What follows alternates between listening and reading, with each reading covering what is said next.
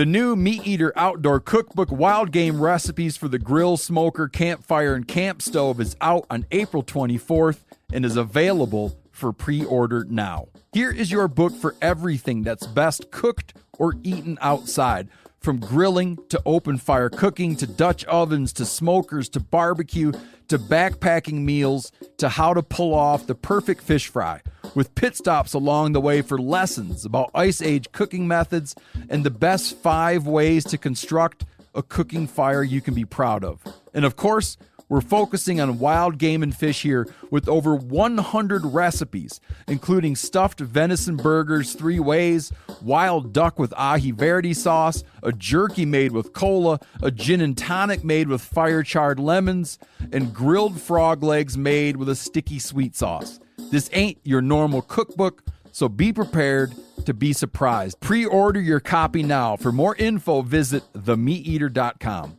What's up, y'all? I'm KC. And I'm Tyler, and this is another Big Buck Breakdown from the Element Podcast. Brought to you by Exodus Trail Cameras.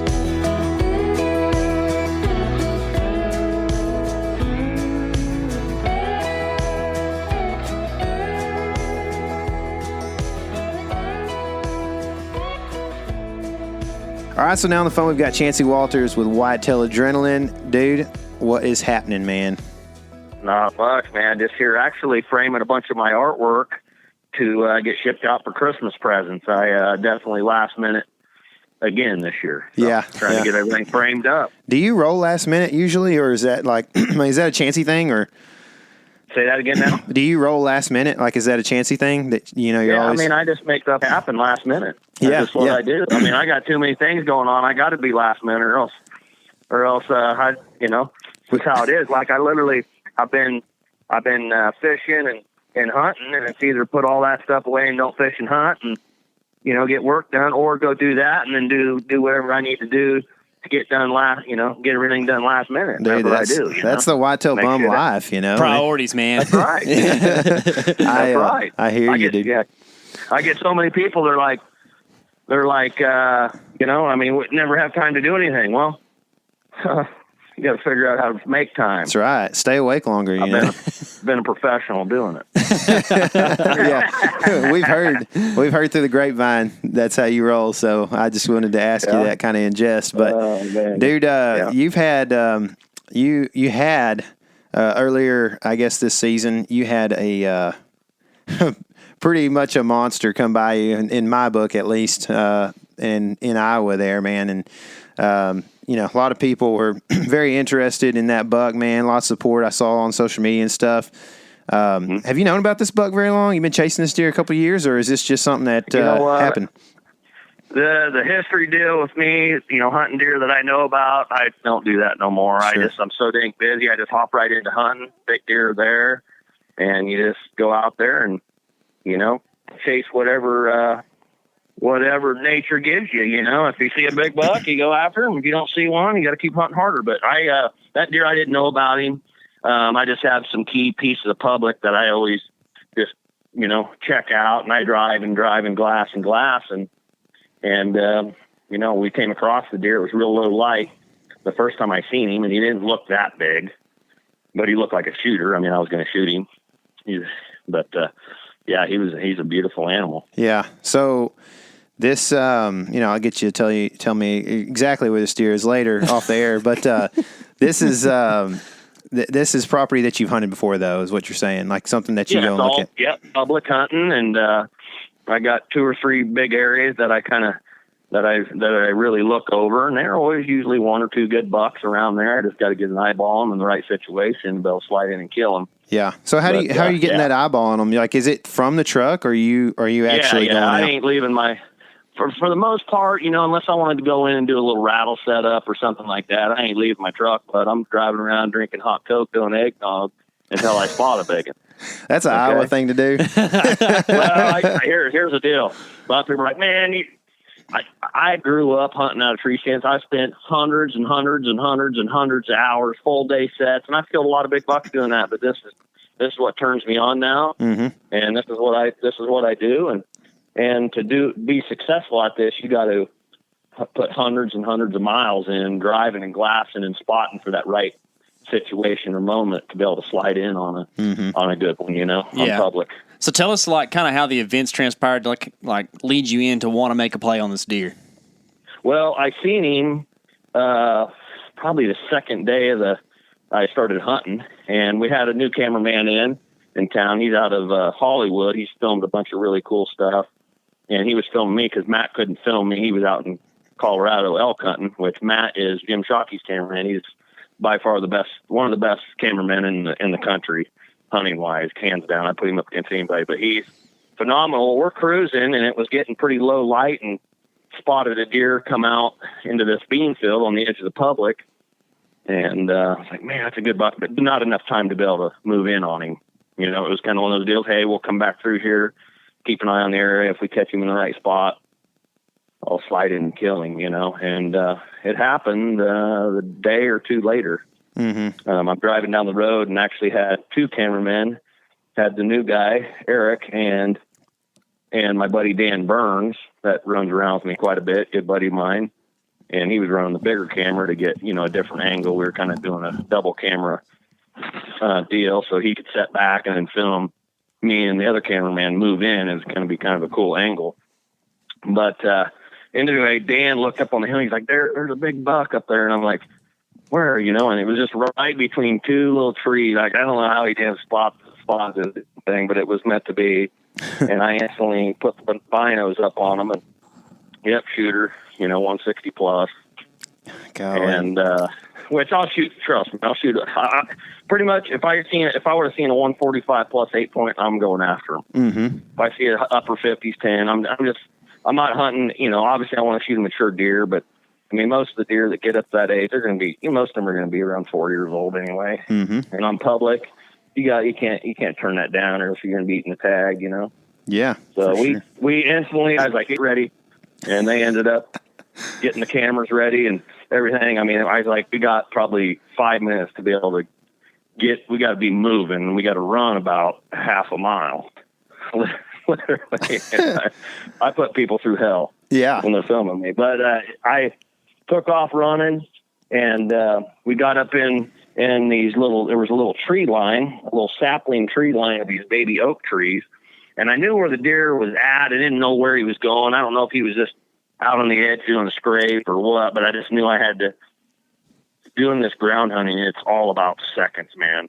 Like, you wait around for a minute, that might have been the minute to be able to get into position where you could have killed him, you know? Mm-hmm. Yeah. So we ended up getting up in there, and I spot a bunch of does and a couple other puke bucks, and I ended up seeing him, and I'm like, we got to move up a little bit further, and we ended up getting caught in the process by some does.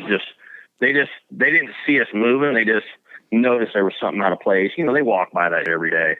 Yeah. They're not stupid. It's like, somebody putting a Christmas tree in your damn living room and you didn't know about it. You know what I'm saying? It's like, hey. So anyways, these deer were pecked on us. There was like 4 or 5 does. They were downwind of us. They weren't smelling us or nothing. They were just noticed we were out of place, and we were by these sapling oak trees moving into position, and oh my God, it was a nightmare. I'm like, it's over. There ain't no way. And then all of a sudden, he's walking around there, not even like alert. And I'm just like, well, he's not showing too much alert. These does are blowing at us and stomping and everything. I was like, I'm gonna snort wheeze at him whenever I get the right moment when the does ain't quite focused on me, just to piss him off. Because what goes through his mind, he's out here, he's got a whole herd of does. He's running off little bucks, and then all of a sudden I throw in a snort wheeze over there. I actually grunted at him first. And just to let him know there's another buck over there, and all these does are paying attention. You know what I'm saying? It's just like going to the bar and you got a chick and you got her dialed in, and all of a sudden, the guy comes in and all of a sudden she just leaves the moment when you're talking to her or whatever. I mean, it's the same thing. I mean, they were all pegged on me, so he's like, what the hell's going on over there once I grunted, and then all of a sudden he got postured up and started bebopping around over there, rubbing a tree, and I was like, he's gonna come. Yeah. And whether these does are blown or not, and we just couldn't move, I mean, you know how it is, the deer's locked on you, as long as you don't move, you're good. Mm-hmm. They're just they're stomping and they'll act like they're not looking at you and then trying to catch you move. Yeah. You know? Yeah. Playing that game. You guys been through that jungle, but Yeah. One thing we do a lot of, and one thing Chancey pretty much strictly does, is just take off in on the ground on public land and just see what you can find to hunt and shoot. Now, where we're different is something that Tyler and I will really practice doing is take an Exodus trail camera with us in our backpack, like the Trek, which is a really good public land camera because it's not super cheap, so it's junky, but it's not super expensive, so you're worried about it getting stolen. And we'll take that with us, and if we go somewhere, first time in ever, and we see a lot of good sign, and we think, man, I'd like to come back here maybe next year and know what's in here, or I'd like to come back in here a month from now. We'll hang that trail camera on, some solid sign, a scrape, or a good rub line, or just even a good trail near a food source, and come back in and check that thing and really have a good idea what's in there on that public land. So if you're interested in something like that and you need a good trail camera for this holiday season or maybe a good Christmas present to tell a wife about, go check out ExodusOutdoorGear.com. yeah. Anyway, here he come. I snort wheezed him once he was rubbing or doing a ground scrape over there, postured up and licking his nose, and here he come. He comes straight in. A little buck actually. It went right through the does, like, ladies, move out of the way. It was crazy. And he come right up in there, and a little buck come before, and my cameraman, he's off to the right of me. I'm just hoping he's getting everything and making everything happen here. And it's pretty tough doing what we're doing on the ground. So, Mm-hmm. Yeah. I mean, it's not, you don't got a free arm. You're not in a blind, you're not on a bipod or nothing. It's free-handing, and you got to keep as steady as you can. It's a nightmare for a cameraman. Yeah. Yeah. So, I mean, a lot of things when, Especially our cameraman. Yeah. But, yeah, no, my guy, he was just, he didn't want to mess my hunt up. He's a hell of a cameraman. This guy's, he's awesome. Mm-hmm. But he's just never really been on that situation on the ground. And he didn't want to mess my hunt up and, make the wrong move and blow the hunt. But, that's what we're there for. And he did a great job. He didn't capture it as good as he wanted to, and he was pretty bummed out. And I ended up having the camera on the bow, and I hit record on it just so I always know that I get something. Mm-hmm. And I hit record, and he ended up, the camera, Jared set it up for me, set it up different than what I've known in the past, which you pretty much just hit the button and it'll start recording. Well, I had to hit power and then record. Well, he set it up that way so the bow, it didn't get bumped on the bow and record when you're not ready, Mm-hmm. And I didn't know that, and I thought it was recording the whole time. And it didn't work out. But anyways, it is what it is. It wasn't the best footage, but he's a beautiful buck, chocolate rack. Mm-hmm. He ended up taking off. And I thought I hit him just a little bit high. He was 1/4 at about 25 yards, 1/4, just zoned in. I actually had time to be able to pop the decoy up too when he was messing around doing that scrape too. Mm-hmm. So I was able to get that decoy up. So he come right in there, knowing what's going on. Like, move away, ladies. I'm coming through. I'm gonna run this punk off and get back to business, right? Yeah. So he ended up. When I hit him, I mean, I knew I hit him good. I just thought I hit him a little bit high in the neck. I thought I was aiming for the pocket, 1/2, a little soft spot. Mm-hmm. And he was just a little above that, and he took off and never did.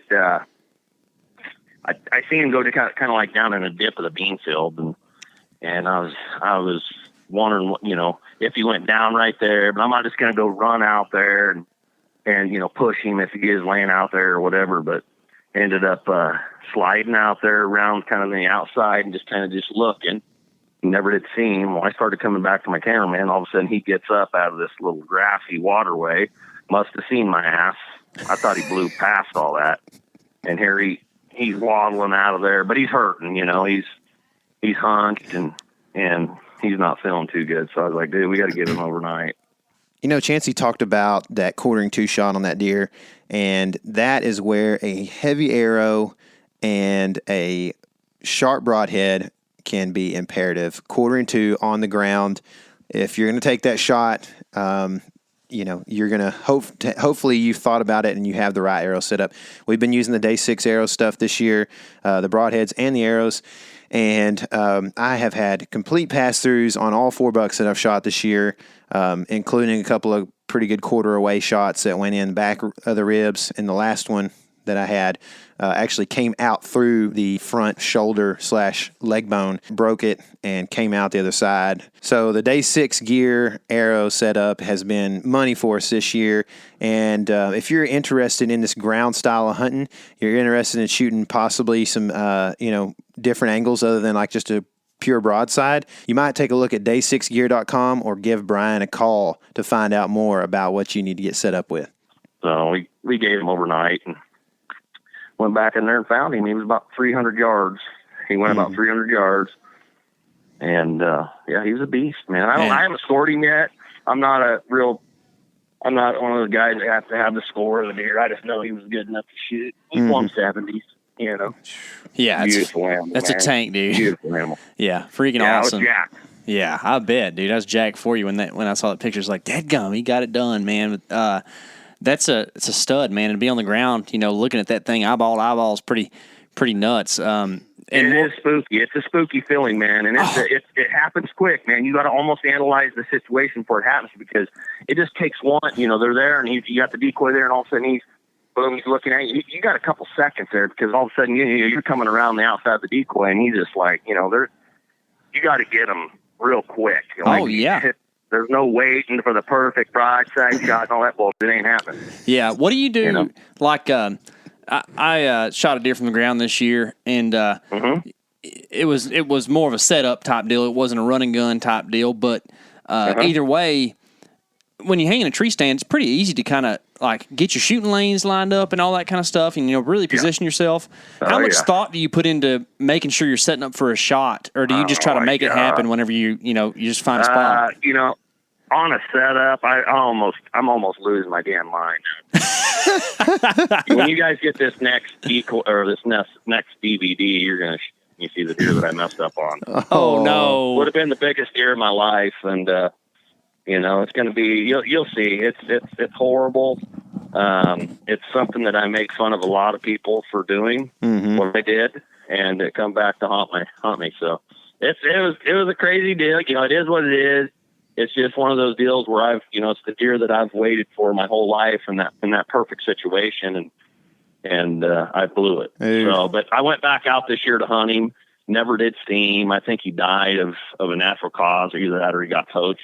Never heard of him getting shot, but you're gonna freak when you see this thing. Oh man, that just it was almost literally. I shot that 170 last year in Iowa, in like 3 or 4 days. I don't know what it was in Iowa, and slid right out there. The first day of the hunt, and you'll see how it all plays out. Literally, the first day of the hunt, got there midday, actually left my rattling horns in Iowa. So I was real pissed off about that. Went to a coffee shop, borrowed a couple sheds off an old guy in there drinking coffee, followed him to his house, and literally to my cameraman, I said, I bet I rattled in the biggest deer in my life with these things. And they were like bleached out, hanging on a fence, hollow sounding junk. You know what I'm saying? Yep.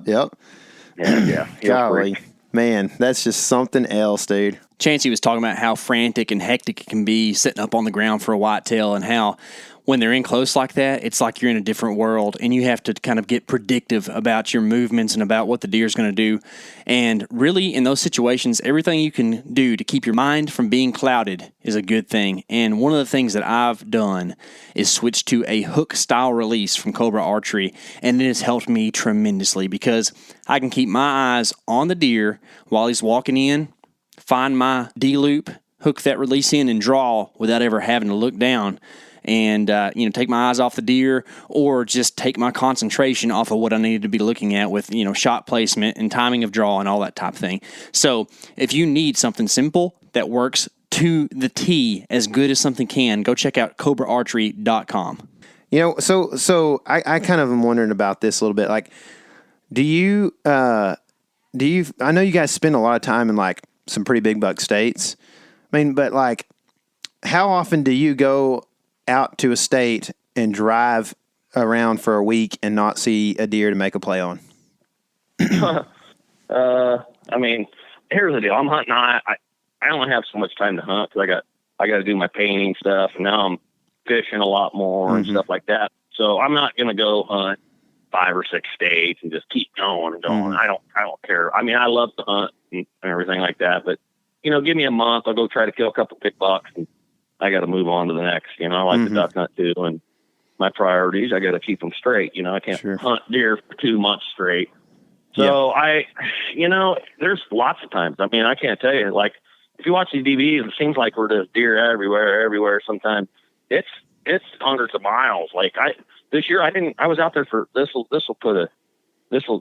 explain how tough it is sometimes.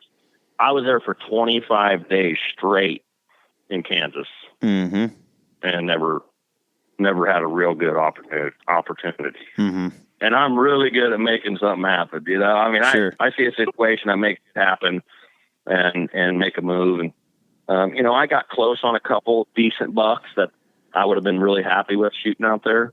But I gave it 6 or 7 days, I think 7 days on that big one to try to get an eyeball on him, and I never did, so then I moved on. So I could have shot a couple bucks, I think, in that first week, waiting for that big one. But, I mean, I'm going out there to shoot a 220, Yeah, for sure. And I'm not going to go shoot a 140 or 160, the first couple days when I'm looking for a big deer of that caliber. Because by the time I shoot a good buck, all of a sudden that big giant shows himself and able to put a move on him, and I can't. That freak. Right. So. Yeah, it makes sense. So, in that case, like, do you ever think about, like, man, I just spent 25 days in Kansas and drove hundreds and hundreds, if not thousands of miles trying to find a big buck, and, had a couple opportunities, but, like, do you ever think about, well, if I'd have just, walked in a mile somewhere on public and sat in a tree stand, or, gave myself an observations, some kind of observation set, that could have paid off better, Yes, absolutely. That goes through my mind every time I'm out there, There's, doing what we're doing and finding that right situation on the ground is really, really tough. Sometimes it's just like, wow, this is easy, but, you got to keep going. This year was pretty tough. Wasn't a lot of deer out there. I really think they had a kill out there, which you'll see on the DVD. There was a deer that I was petting, which you guys probably seen little clips of that thing. Yep. I was itching like a damn dog, and he, I think he had, I thought it was a head injury, but I think it was, EHD or chronic waist disease or something hitting him. And, I don't know, man. I think they had a big kill. I mean, places where I was like, we're going to roll in here, and there's going to be deer everywhere like there normally is the last couple of years. I mean, there was none, zero. Like, something happened. So, well, it was real dry up there. It was just a coincidence. Yeah, real dry. It was real dry. Yeah, and I think like early on they had some rains. So I think in a situation like that, a lot of time those EHD, the flies that carry that EHD, exist in that mud from the early spring that is drying out all summer. You know what I mean? And so I think that can really play a role when you get to late summer in the EHD kill. Yeah, I don't know the lingo on that. That's all. I mean, I don't really know if somebody asked me the details on chronic and EHD. I mean, I know some basic stuff, but I don't know the science. I got a couple buddies, Mickey Hellickson. Yeah. He used to run King Ranch. He's one of my best. Yeah, he's one of my best friends, and he knows his stuff. So anytime I have a question, I just ask him. Yeah, sure. He knows everything, I'm sure. So. He's the real deal. I actually partied with him for a little bit. He was up deer hunting in Iowa. I used to run the ranch that him and all the guys for IBC, that Dennis Nixon and all them, I used to run their place in Iowa. Yeah, I knew that he had a place there in Iowa, so that's cool. So what is, I know this has got to be on your mind right now, but spring fishing is not far away, right? Oh, my God. Dude, I love to hunt, but I'm ate up for bass fishing. Dude, me too. We grew up on Lake Fork, like we can't help it, but in January we start thinking about pitching a jig, you know what I mean? I'm ready right now, bud. I mean, I put the bow and guns down, but I'm going, I got a lot of stuff going on here because I'm fishing. I'm going to fish I made a couple bad mistakes here and there and just little errors that cost me. I really think if I would have just, really legitly, I made a couple just stupid errors on my own part. that cost me qualifying for the Elite Series. I think I could have made it, but that's part of bass fishing. Sure. Everything's got to go right in the opens, and I'm going to fish I only fished 4. I just finished the Centrals this year. Yeah. And I'm going to fish all 9. They're doing 3 divisions again next year, so I'm going to fish all 9 of them and make a real run for it. What are the opens in the South that you're fishing? I don't know. Hopefully they're down in some of your jungles. I'll get a hold of you. That's what I'm talking about. I mean, a lot of these lakes are, I didn't grow up traveling all over the country fishing these lakes. I fished tons of local tournaments. And, I'd be off, a little bit south, to a couple states away type of deal. I mean, but I know how to break down a body of water. It's took years and years of learning how to do it and feel confident doing it, Sure, yeah. And I got so sick of fishing tournaments around home, people watching where you're at. The next tournament, they're, full strut out there on where you caught them the week before. Or, you know what I mean? I get sick of it. And you ain't going to do nothing around home. So it's like, I'm going to go chase these tournaments. I know I compete against these guys. I just got to put myself in a situation to make it happen, man. I'm ready. Sure. Dude, it's awesome, man. I wish you the best. If you're ever down here in Lake Fork or East Texas anywhere, man, just holler at us. We'd like to maybe share a boat with you. I've always wanted to fish Fork. Never have. Fish Falcon. Yeah. And Louisville, obviously, this year, and Sam Rayburn and stuff like that. But I'm ready to get out on Fork. I'm into actually getting out there and maybe tossing around a big live shad and catch me one of them big bastards down there that want to play games and don't want to eat nothing. Yeah, we're going to be doing that some this year as well. I'm not past putting a black salty on a circle hook and letting it drift on a hump at 15 foot, so. Oh my God, that'd be a riot. Yeah. Dude. That'd be fun. I just, what I mean? It's everything so strictly, obviously, artificial in tournaments and stuff. Like I just want to go out and catch a couple of these big bastards that they know the game, Yeah, that's right, man. Well, that's cool, dude. Well, like I said, I wish you luck as you go through that, man. Be rooting for you. I know a lot of guys look up to you just for your outdoor kind of prowess or whatever. And I guess I just want to give you an opportunity here at the end to kind of just plug where people can see you chasing these deer around, man. Yeah, no, absolutely. I'm Jared's company, Whitetail Adrenaline. I mean, he's got a great thing going. It's great to be a part of it.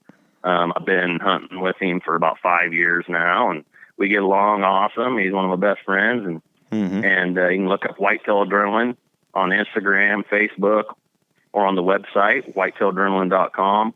And then I also have my social media pages, Instagram and Facebook, Chancey Walters Outdoors on Facebook, and then Instagram, Chancey Walters. But I just show all my artwork on there, my fishing and hunting, and maybe some cooking. That's what I love to do. So. It's cool, man. The lure of it all, I think, is a fan of ours. Yeah. She told us, we were messaging on Instagram, and she was like, I can't remember what we were talking about. I think we were talking about the last time we had you on for like a full episode, and we were talking about, because you had like a date night that night or something, and she was like, we were like, sorry that Chancey was late. That's our fault, and she goes, no, that's just Chancey.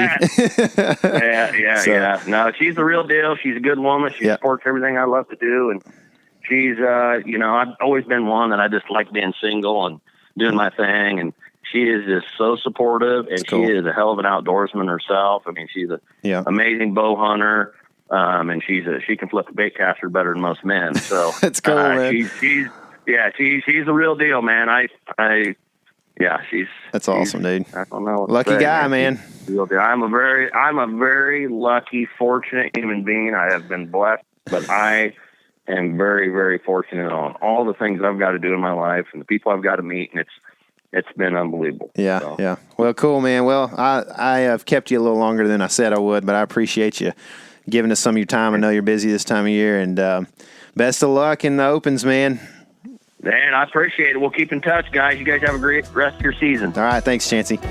Yeah, you said.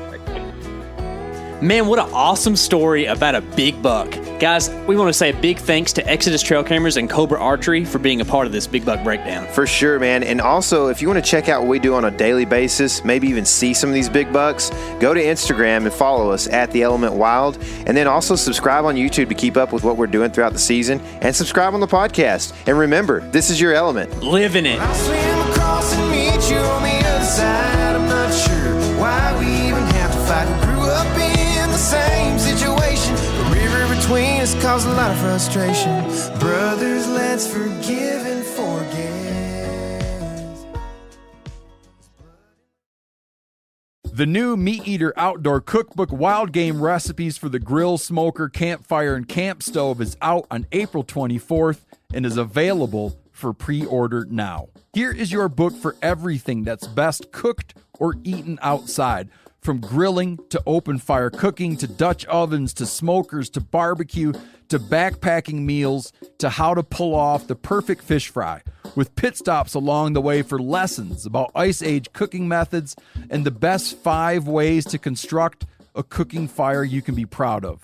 And of course, we're focusing on wild game and fish here with over 100 recipes, including stuffed venison burgers 3 ways, wild duck with ahi verde sauce, a jerky made with cola, a gin and tonic made with fire-charred lemons, and grilled frog legs made with a sticky sweet sauce. This ain't your normal cookbook, so be prepared to be surprised. Pre-order your copy now. For more info, visit themeateater.com.